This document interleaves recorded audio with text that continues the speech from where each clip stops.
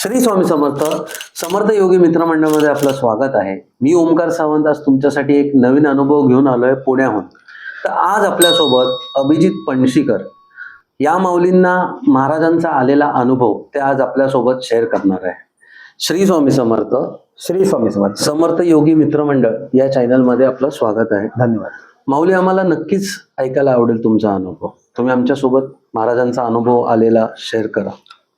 नमस्कार, मी अभिजित पणशीकर. बेसिकली कोकणातला आहे, सावंतवाडीचा. त्याच्यामुळे अटॅच्ड आहे माणगावला, वासुदेवानंद सरस्वती दत्त महाराज. तसंच आमच्या घरामध्ये सुद्धा पहिल्यापासून परंपरा आहे. म्हणजे वडील त्यांनी खूप दत्त गुरुचरित्राची पारायण केलेली आहे. त्याच्यानंतर आम्ही अक्कलकोटला जायचो, गाणगापूरला जायचो. त्यामुळे ती परंपरा कंटिन्युअसली आम्ही चालू ठेवली. आणि त्यानुसार ते काही झालं की आम्हाला वडील पण सांगायचे, काय झालं की स्वामी, आम्ही वडिलांना पण म्हणायचो स्वामी जे आले असं. त्यामुळे ती परंपरा तिथपासून सुरू झाली आणि इथपर्यंत कशी येऊन मिळाली ना, मला कळलं नाही. एक गोष्ट मध्ये अशी घडली लहानपणापासून. हो, एक गोष्ट अशी घडली की मी पुण्यामध्ये 2012 साली आल्यानंतर मी बऱ्याच ठिकाणी जात होतो. अशाच एका ठिकाणी माझी आणि काकांची भेट झाली. त्याच दिवशी पहिल्यांदा मी तिथे गेलेलो, काका पण त्याच दिवशी पहिल्यांदा आलेले आणि आमची ओळख झाली आणि आम्ही असे जोडले गेलो. आता जवळपास त्याला 4-5 वर्ष होत आली आणि हा प्रवास सुरू झाला. म्हणजे त्याच्यानंतर बेसिकली तसा काही संबंध नव्हता म्हणजे भेटण्याचा किंवा काय, पण कसं कसं ते जुळत गेलं वगैरे काय माहित नाही. पण इथे आलो, यायला लागलो, ते बरं वाटायला लागलं. म्हणजे 4 जिने जरी म्हणजे 4 फ्लोअर चढून यायचं असलं तरी ती हे मनामध्ये काय म्हणजे बाकी ठिकाणी आम्ही नाही म्हणून सांगायचो, ते लिफ्ट नाही आम्ही येणार नाही. पण इथे असं कधी वाटलं नाही की 4 जिने असले तरी मी नाही बाबा चढणार. कारण महाराजच तुम्हाला घेऊन यायचे. कारण ती एनर्जी फील झाली, काकामध्ये पण फील झाली. आमच्यामध्ये खूप वेळा वेगवेगळ्या प्रकारचे डिस्कशन्स पण होतात.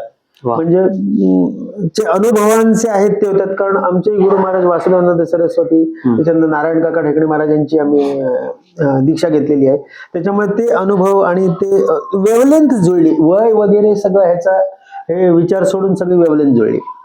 इथे यायला लागल्यानंतर मला रुद्र येतो आणि मी लहानपणापासून हे सगळं शिकलेलं असल्यामुळे मी काकांना म्हटलं एक दिवस की आपण रुद्राचा अभिषेक करूया.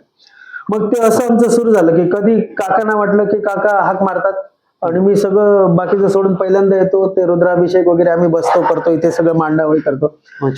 नंतर कधी मला वाटलं तरी मी काकांना सांगतो की काका मला रुद्राभिषेक करायचा आहे, मला पाहिजे. काकांची अजून एक म्हणजे इथली स्वामीजींची ह्याची कृपा आहे की ते गंध जे काही वेगळ्या प्रकारचं जे बनवतात ते खूपच फॅन्टॅस्टिक. म्हणजे मी ते सुद्धा त्यांच्याकडनं थोडं थोडं घेऊन जातो आणि ते डोक्याला वापरतो. ती जी एनर्जी राहते तर ती खूपच अप्रतिम आहे. एनर्जी एक्सप्लेन नाही करू शकत, काय सांगू शकत नाही. आणि दुसरी गोष्ट 2010 साली स्वतः मी डायबेटिक झालो आणि तेव्हा शुगर वगैरे 600 होती, 15.6 माझी HbA1c होती आणि इन्शुलिन सुरू झालेलं मला त्यावेळी इमिजिएटली, सकाळी 36 रात्री 18. आणि हे सुरू झाल्यानंतर ही तर सेवा चालूच होती, गुरुचरित्र वाचन चालू होतं. त्यावेळी आम्ही पारगाव खंडाळ्यात होतो, तिथून पुण्यात आलो. नंतर हे करता करता करता हळूहळू मी माझ्यावर रिसर्च केला. म्हणजे प्रत्येक गोष्ट काही करायची झाली की फॉर्म्युलेशन नवीन केलं की आधी आणून ठेवायचं की महाराज आम्ही फॉर्म्युलेशन करणार आहे. किंवा इथे यायच्या आधी मी आमच्या घरामध्ये सुद्धा प्रतिमा आहे त्याच्याकडे, महाराज मी हे करतोय. तसंच मी आर्ट ऑफ लिव्हिंगचा पण टीचर आहे, त्यामुळे श्री श्री रविशंकर पण आमचे कुठली काही गोष्ट करायची झाली की पहिल्यांदा हे मी करतोय असं म्हणून करायचं आणि जायचं, ट्रायल घ्यायची. सक्सेस झाली. 4 वर्ष रिसर्च केल्यानंतर ते प्रॉडक्ट माझ्यावर उपयोगी पडलं. माझे इन्शुलिन, ॲलोपॅथिक गोळ्या निघून गेल्या. 2017 पासून आता जवळजवळ 9 वर्ष झाली की मी प्रचंड एनर्जेटिकली काम करतो. कधी शुगर घ्या, काय घ्या. आणि मी प्रत्येक वेळी आल्यावर नवीन बॅच सुद्धा मी जेव्हा लेबल बदललं, नवीन सगळं केलं, तेव्हा पहिल्यांदा आणून मी स्वामीनाथी बाटली ठेवली आणि म्हटलं मी आता सुरू करतोय स्वामीजी, नवीन ह्याच्यामध्ये सुरू करतोय आता आणि एक स्टेप पुढे जातोय, आशीर्वाद राहतोय. मग काकांकडून पण बरेच वेळी बरेच तोडगे ते मला अनुभव सांगायचे, असं करायला पाहिजे, असं करायला पाहिजे. त्या ह्याच्याप्रमाणे आम्ही करत गेलो. नंतर असंच दत्त या किंवा आरतीला मी बऱ्याच वेळा येऊ शकत नाही, कारण का माझी वेळ जी आहे ती थोडीशी क्लॅश होते. कारण मी सकाळी 4:30 वाजता उठतो, माझी साधना करतो, दिवसभराचं काम, त्याच्यानंतर 8:30-9ला झोपतो. त्याच्यामुळे मी आरतीला येऊ शकत नाही. एवढंच होतं. माझी इच्छा असते भरपूर. मी बऱ्याच वेळा त्यांना सांगतो की मी येतो, पण मी नाही पोहोचू शकत, काहीतरी कामं येतात. आणि असं करत करत करत कित्येक वेळा म्हणजे आत्ताचा सुद्धा जो म्हणजे ह्याच्या आधीचा पहिला मी जो दत्त या काकांकडे बघितलं, म्हणजे मी त्याच्यामध्ये साम्य म्हणजे माहित नव्हतं मला, मी नुसतं आलेलो, परंतु त्याची एनर्जी आणि त्यावेळी ते गुरुजी अवेलेबल नव्हते आपल्याला, पण काय झालं माहित नाही, 2 दिवसांनी सांगितलं त्याने की मी आहे, येतो मी करायला, आणि तेच आम्हाला पाहिजे होते. तो झाला, त्याचा अनुभव सुंदर आला. त्याच्यानंतर काकांचं आणि आमचं चांगल्यापैकी सुरू झालं. कुठे जायचं असेल तर काका चला माझ्यावर येत असाल तर मी असं समजायचो की काका माझ्यावर येतात म्हणजे स्वामीच येतात माझ्यावर, म्हणजे माझी कुठली कामं व्हायला किंवा मला खूपच सोपं पडलं ते. त्याच्यानंतर काका कधीतरी असायचं, अरे मी थांबलोय, ये चहा घ्यायला ये, काय म्हणजे ते स्वामी बोलवायचे असं मला वाटायचं की ते काय काम नसताना स्वामी बोलवत आहेत आणि मला माझ्याकडनं काहीतरी छोटीशी सेवा करून घेत नाहीयेत किंवा नुसतं ये बस बाबा, बरोबर. अशा प्रकारचे. तसं घडत गेलं. त्याच्यानंतर आम्ही कित्येक वेळा बऱ्याच ठिकाणी गेलो. मध्ये आम्ही आता काकांनी सांगितलेला तो अनुभव की मी ह्याला गेलेलो, अक्कलकोटला गेलेलो, तर त्या पादुका आम्ही एकत्रित त्या घेतलेल्या, तिथून घेऊन गेलो, पादुका तिथे ठेवल्या, सगळं तो अनुभव मी त्यांच्यावर शेअर केला. खूप मजा आली, म्हणजे रात्री गेलो, दुसऱ्या दिवशी आलो वगैरे, मजा आली त्याच्यामध्ये सुद्धा.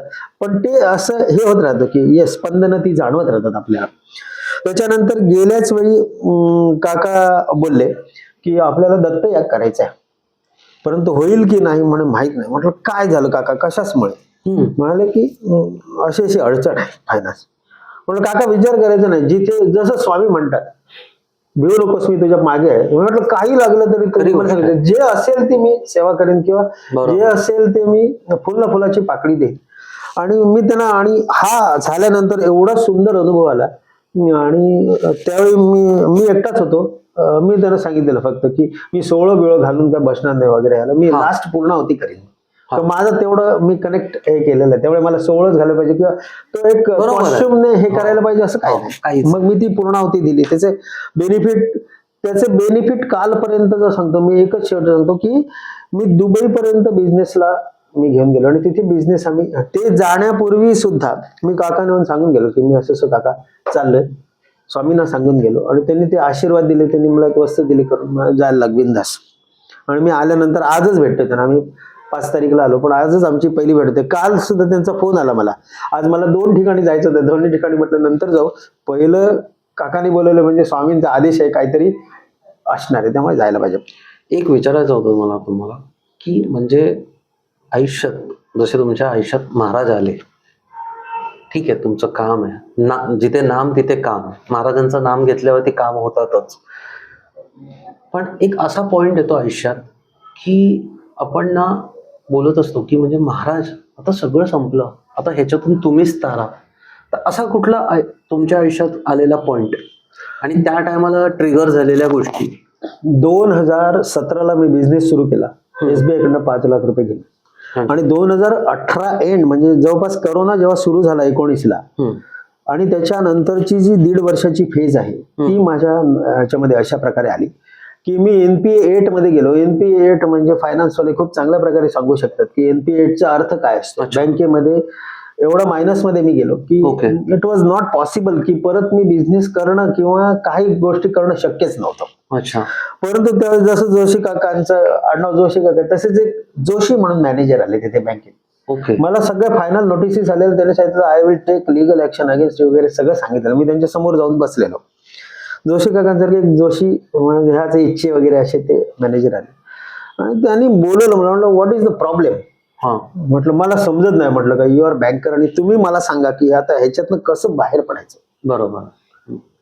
मग त्यांनी काही मला टिप्स दिल्या, आणि त्याच वेळी एक 2-3 महिन्यापूर्वीच एक ग्रँट साठीचं गव्हर्नमेंटकडनं नोटिफिकेशन आलेलं.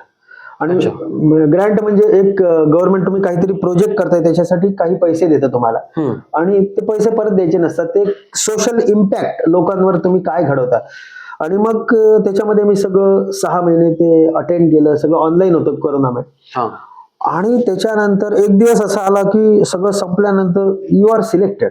कारण 88 लोक होती, 88 मध्ये त्यांनी 13 लोकांना सिलेक्ट केलेलं, आणि I was one of them. आणि त्यावेळी मला 12 लाख रुपयाची ग्रँट सँक्शन झाली. आम्ही म्हणजे त्यावेळी जेव्हा हे फोनवरनं त्याने आम्हाला तुम्हाला 12 लाख सँक्शन झाले म्हणून आलंय, त्यावेळीची परिस्थिती जी होती, डोळ्यातनं पाणी आलं, आणि जिथे बसून मी जे काय हे केलंय ते माझं मलाच माहिती. पण त्यावेळी तुमची स्थिती आम्ही काय होती त्या टायमाला?